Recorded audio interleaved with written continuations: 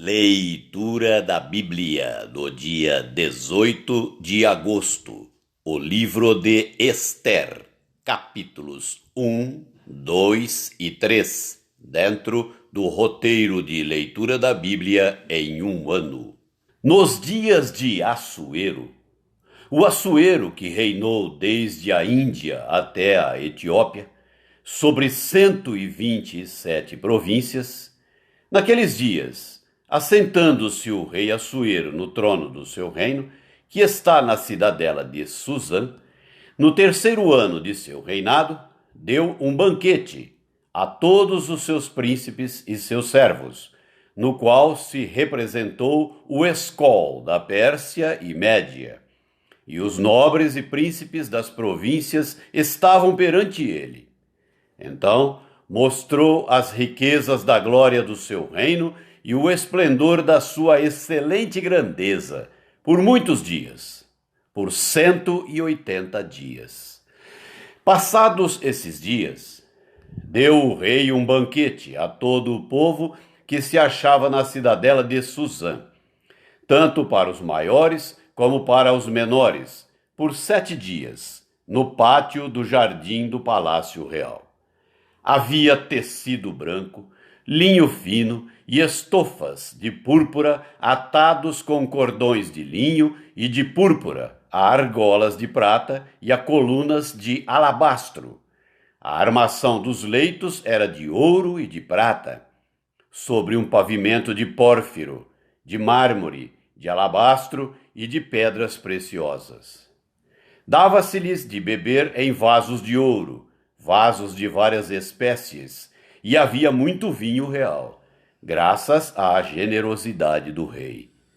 Bebiam sem constrangimento, como estava prescrito, pois o rei havia ordenado a todos os oficiais da sua casa que fizessem segundo a vontade de cada um.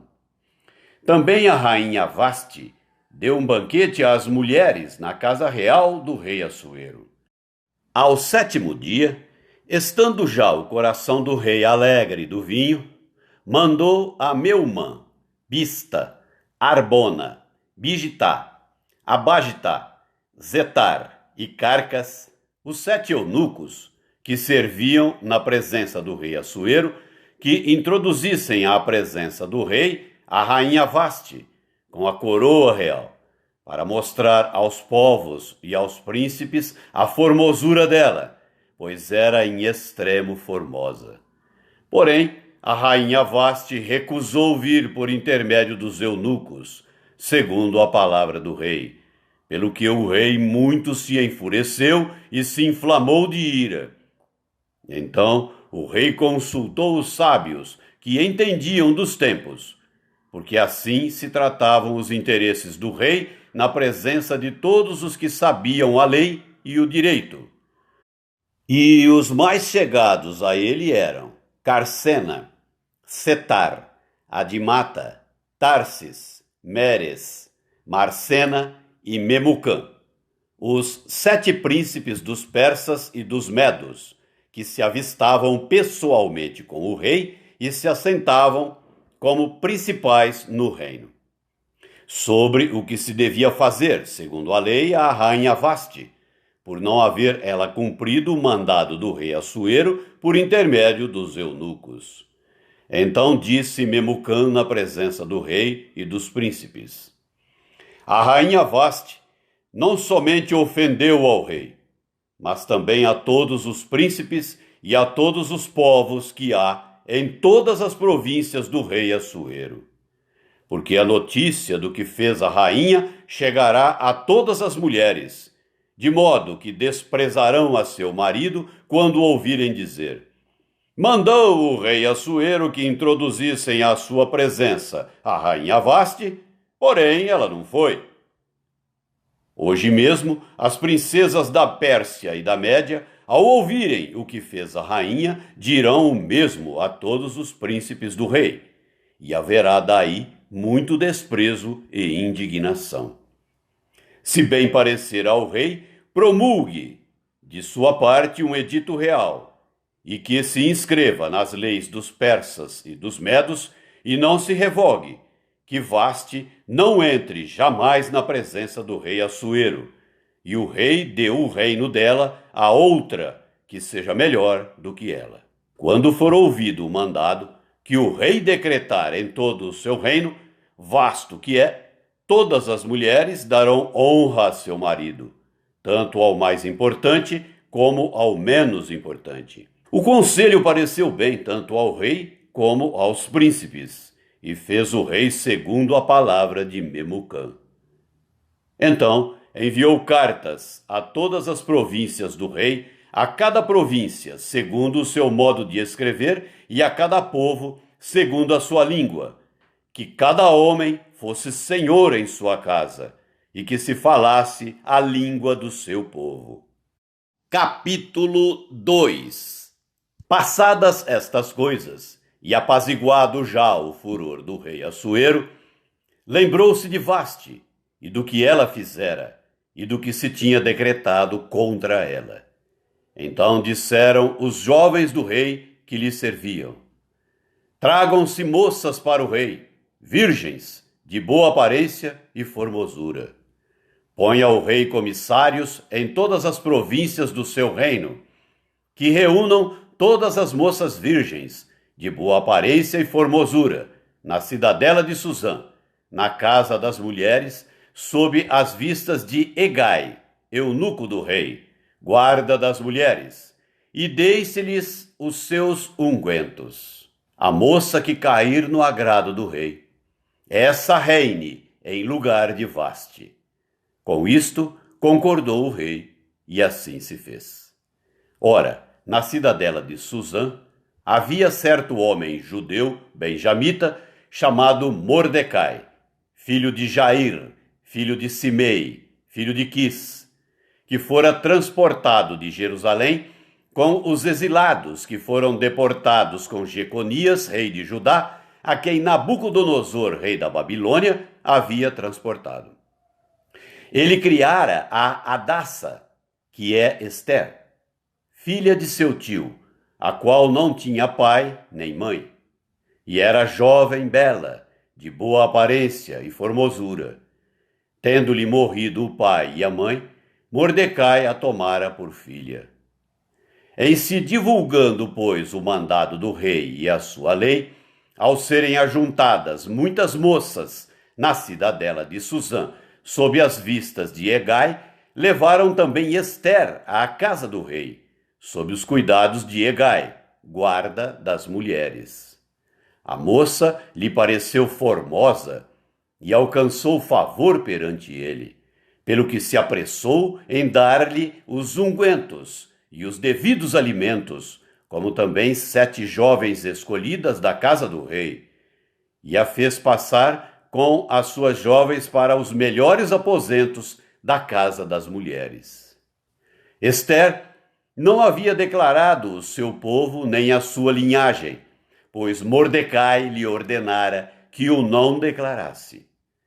Passeava Mordecai todos os dias diante do átrio da casa das mulheres, para se informar de como passava Ester e do que lhe sucederia.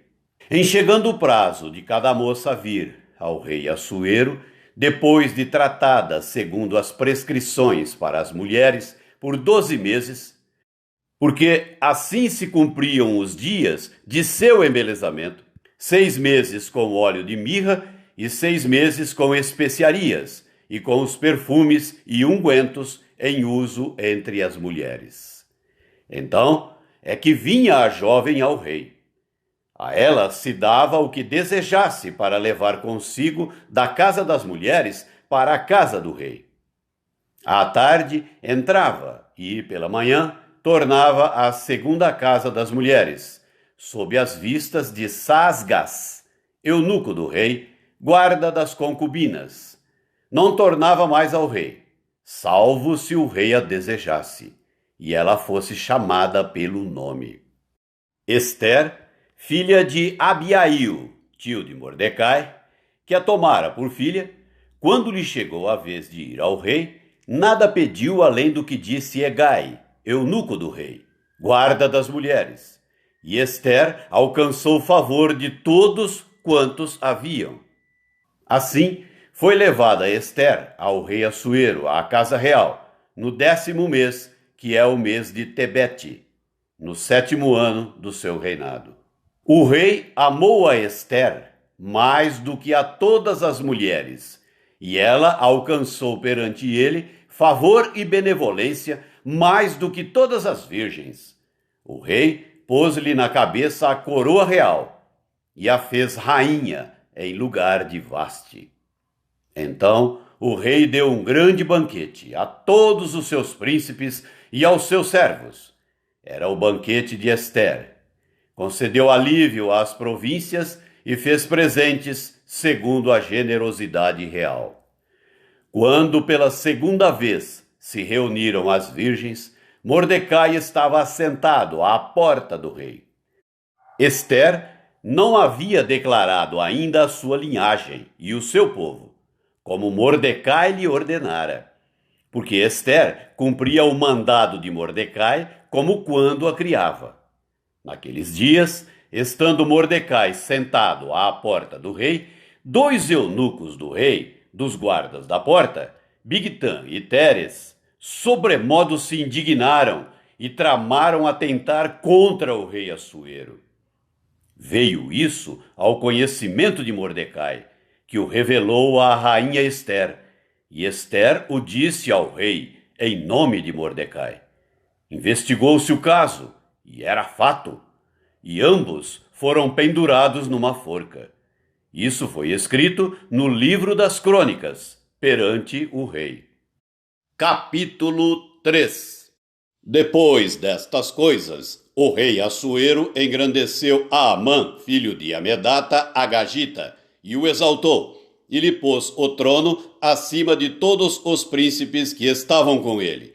Todos os servos do rei que estavam à porta do rei se inclinavam e se prostravam perante Amã, porque assim tinha ordenado o rei a respeito dele.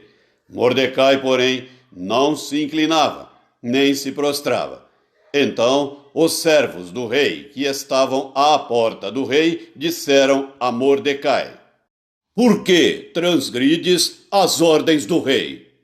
Sucedeu, pois, que, dizendo-lhe eles isto dia após dia, e não lhes dando ele ouvidos, o fizeram saber a Amã, para ver se as palavras de Mordecai se manteriam de pé, porque ele lhes tinha declarado que era judeu. Vendo, pois, Amã que Mordecai não se inclinava, nem se prostrava diante dele, encheu-se de furor.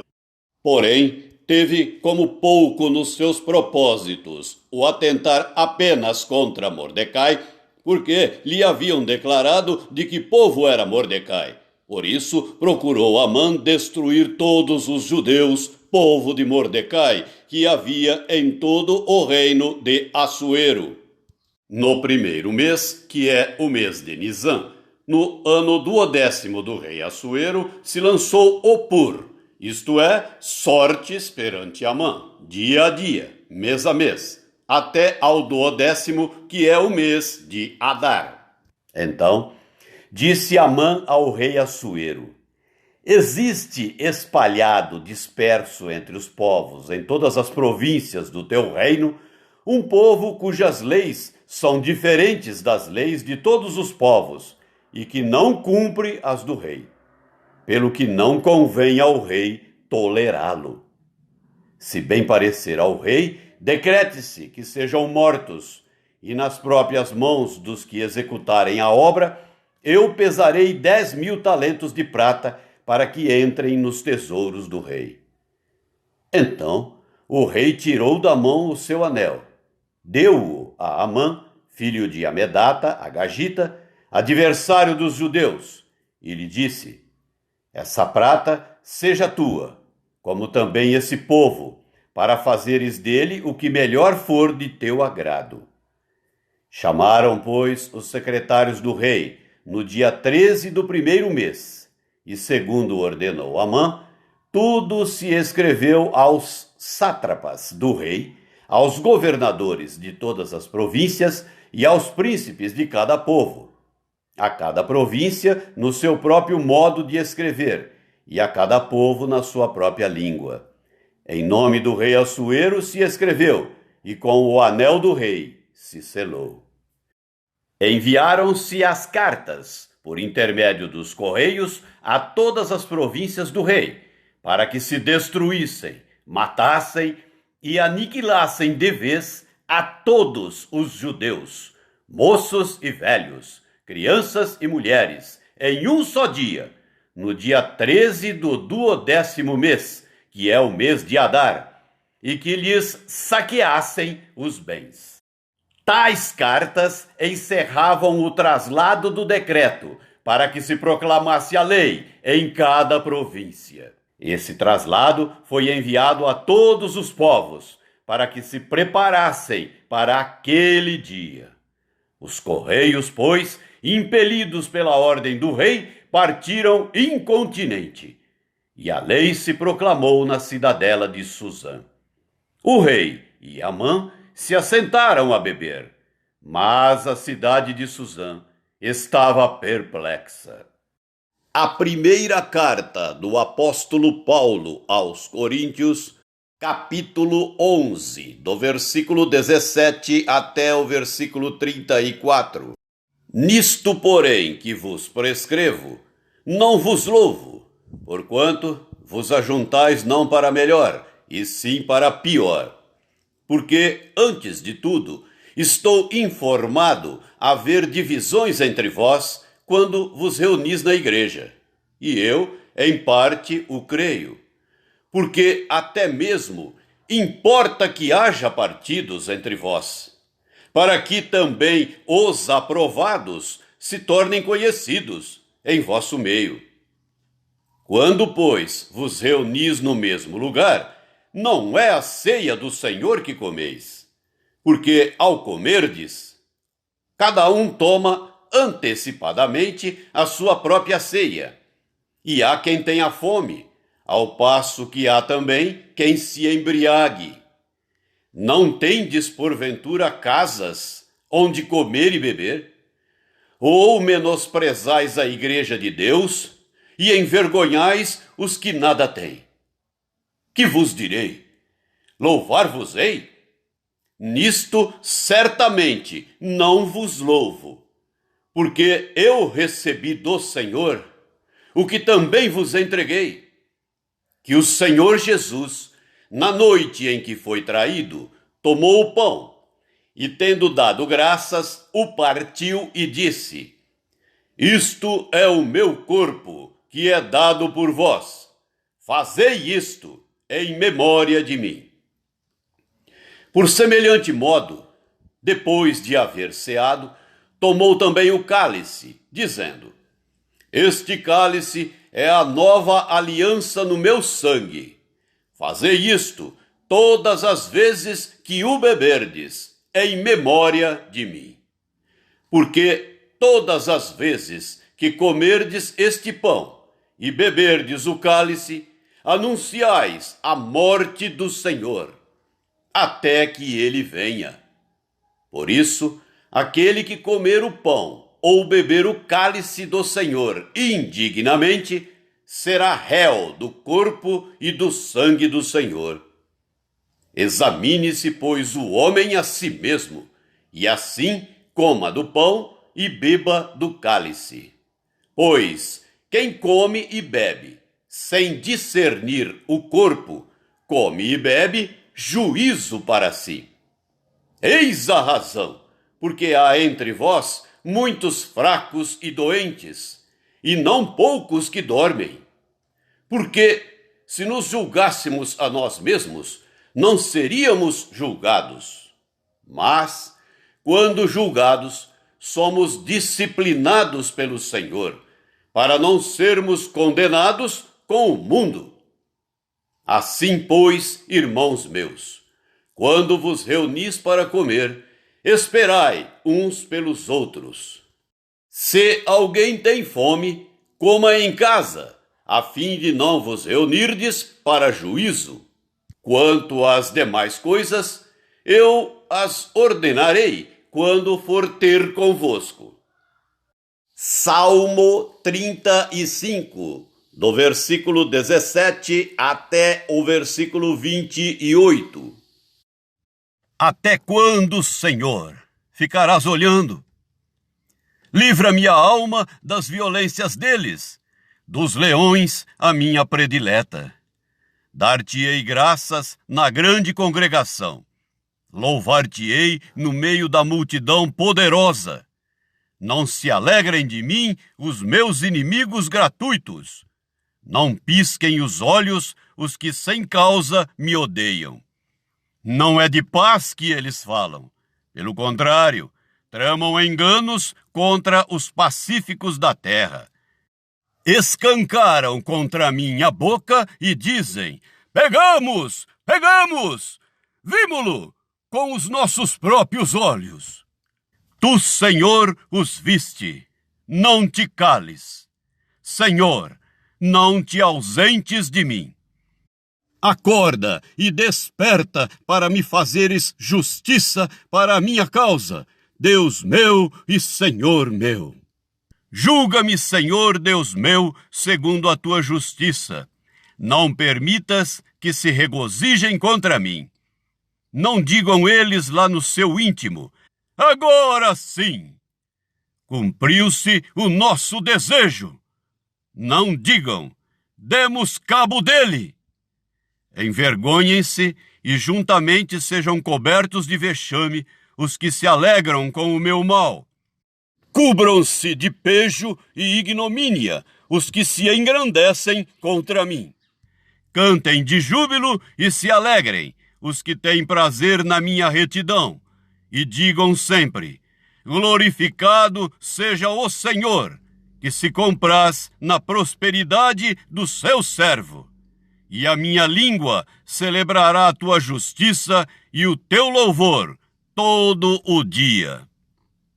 Provérbios 21, versículos 19 e 20. Melhor é morar numa terra deserta do que com a mulher rixosa e iracunda. Tesouro desejável e azeite há na casa do sábio, mas o homem insensato os desperdiça.